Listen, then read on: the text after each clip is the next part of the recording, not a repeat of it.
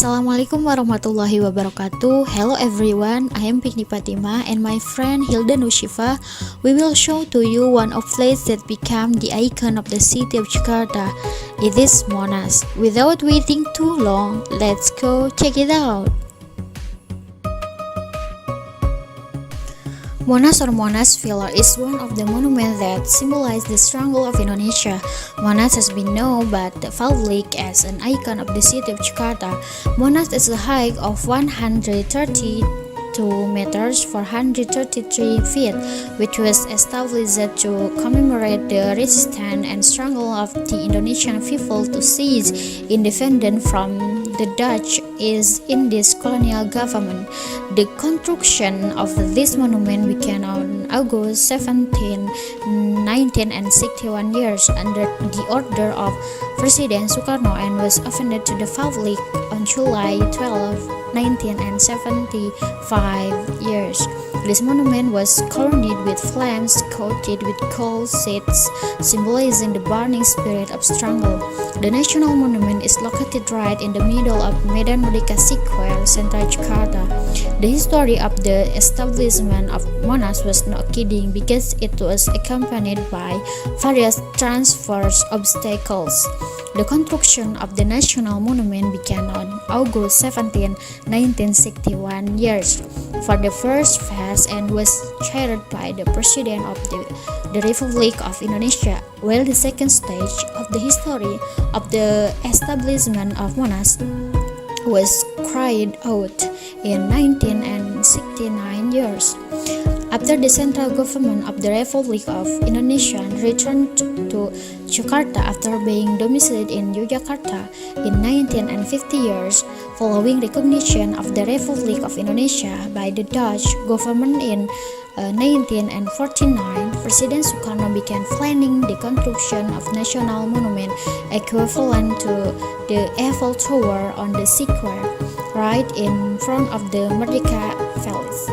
The construction of the MONAS monument aims to commemorate and preserve the struggle of the Indonesian people during the 1949 years independent revolution, so that it will continue to inspire the patriotism of the nation next generation.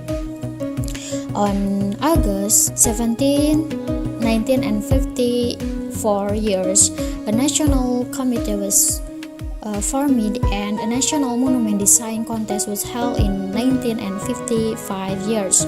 There were 51 work submitted criteria set by the committee, but only one work by Frederick Silaban fulfilled the Sukarno then asked the architect R.M. Sudarsono to continue the design.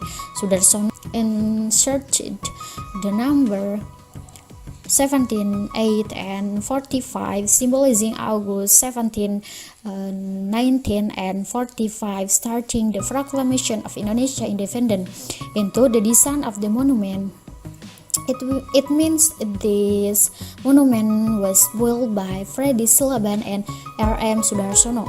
MONAS section from the main gate, history museum room, independent room, grand court, fire of independent, monument body, and monument peak. The top of the MONAS monument is said to have a gold layer weighing 35 kilograms. The price of admission to the MONAS varies depending on which part we will visit and also age.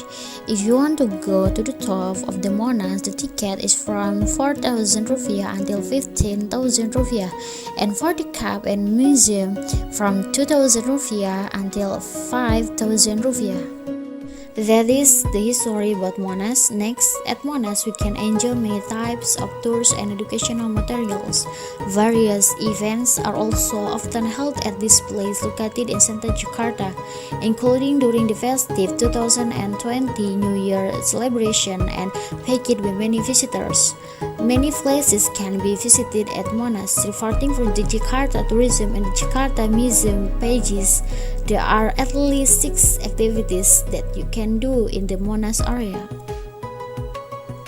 First, see the skyscraper. Ride to the top of Monas by using the elevator, including many visitors. From the top of Monas, you can see skyscrapers in the city of Jakarta through several available binoculars. But you have to buy coins for 2,000 rupiah first if you want to use binoculars. Even if the air is clear, visitors can see Salak in West Java and the Java Sea with the Thousand Islands. The peak yard of Monas is 11 x 11 meters in size and can accommodate 50 people. There are two opening hours, day and night, with a limited queue. Next is educational tourism. At the bottom of the national monument, there is a very large national museum and could be an educational tourism area. This museum displays the history of the struggle of the Indonesian people.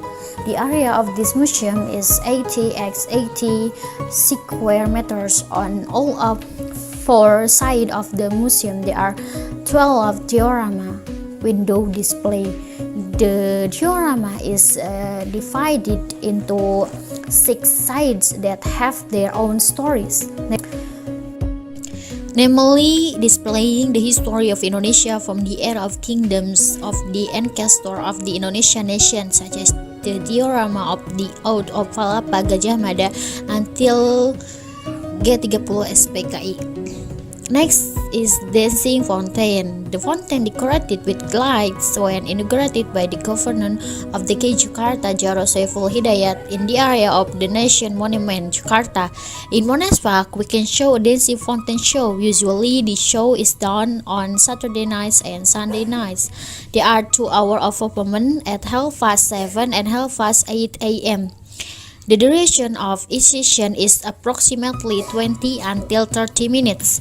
Especially to welcome the new year, we can see the dancing fountain on 31 December at 7:45 until 8 a.m. o'clock. In each session, the dancing fountain performance will be accompanied by several national and regional songs. Next is take to the tourism train. If you feel tired walking, you can take a tourism train at Monas. Yellow and red train are indeed much in demand by visitors. Those tourism are willing to stand in line for transfer back and forth to Monas. Besides being free, by riding this train we don't need to waste energy to get heating up on foot. All you have to do is show the entrance ticket to Monas, which will purchased at the base of the monument to get on this tourism train. This train usually drops and rises visitor every 10 minutes. Next is culinary tour. If you want to fill your stomach, you don't need to worry because there are many culinary choices in the Monas area. You can enjoy culinary tour at street food vendor or in the swaying area of Jakarta. In this integrated area, you can enjoy a variety of typical Indonesian culinary offerings. The types are also quite diverse, ranging from lead rice, soto Betawi, satay Madura, pecel lele, chicken taliwang, and many more. In addition to relief and hunger while resting, in Swing Jakarta, some places sell a variety of souvenirs. And the last is exercise. You can also get rid of boredom by enjoying the Monas Park, which is city forest that is sided with beautiful gardens. In this park, you can play with a herd of deer that were intentionally informed from Bogor or Palace. You can also exercise in this park with friends and family. In this park also provided several futsal and baseball courts that can be used by anyone. Next explanation will be continued by Hilda Nursyifa.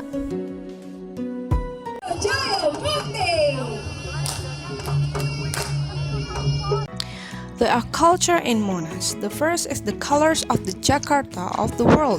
It is a cultural event presented in the context of Enlivening the World Tourism Day, which is held once a year on September 27th.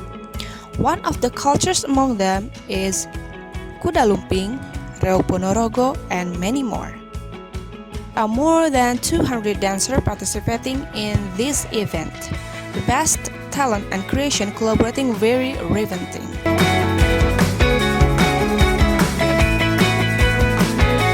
Apart from traditional dance, contemporary dance choreographers of street swipers also performed, one of which was a lively event attended by many residents.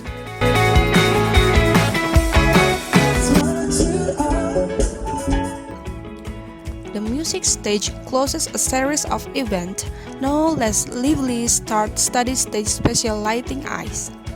Not just entertainment also has a goal, which is to encourage sustainable economic, social and cultural development, which is an annual event.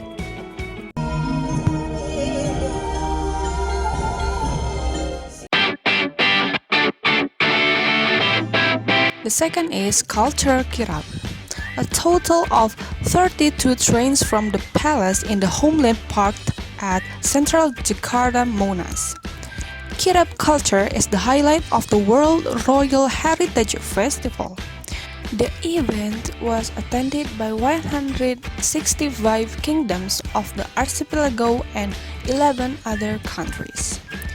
The 2-kilometer carnival route will start from the northeastern, the march across the northern Merdeka Field, the south Merdeka Field, then the ends on the northern Merdeka Field. This event takes place from 3 until 6 in the afternoon. In order to expedite the transportation service program, it will divert several roads, one of which is the Merdeka North Road will be closed in the context of a cultural process.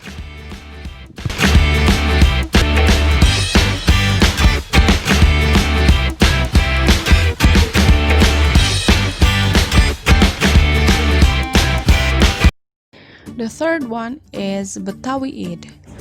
Actually, Betawi Eid celebrate once a year, but in 2019, the biggest celebration of Betawi people is held at MONAS. Betawi Eid takes place on July 19 until 21, 2019. There are various traditional Betawi art such as marawis, gambus, keropong silapon, Malay orchestra, lanong, and ondel-ondel also, and even the Eid Betawi. In addition to the arts, there are various Betawi specialties are also available at this event.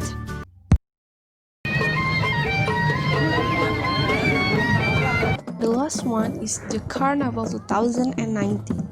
In the context of the 492 anniversary of the city of Jakarta, the Provincial Governor of DKI Jakarta, through the Jakarta Provincial Tourism and Culture Office, will hold a Jakarnaval in the form of a series of parade activities from the City Hall to the Bundaran HI on Sunday, 30 June, and closed with an entertainment stage at MONAS.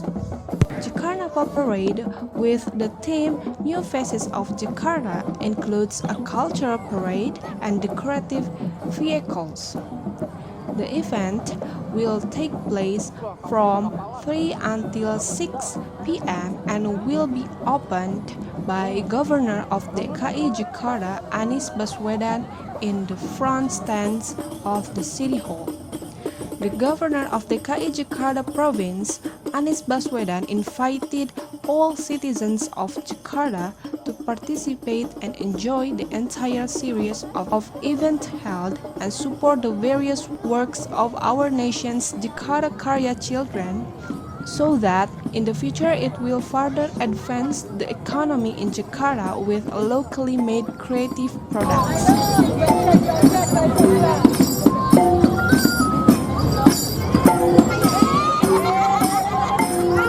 Next one is clothes. There are no specific clothes in this place, but various cultural events often use traditional clothing from each region. For example, Betawi traditional clothing in the Betawi Eid event.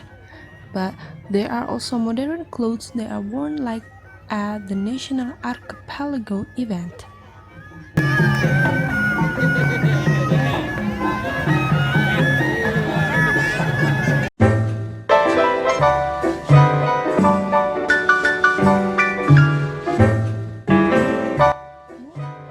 interesting fact about MONAS. The first, MONAS development for 14 years. It began on the 6th day of Indonesian independence on August 1961 and was opened to the public on July 12, 1975. The ceremony was conducted by the second president, President Suharto.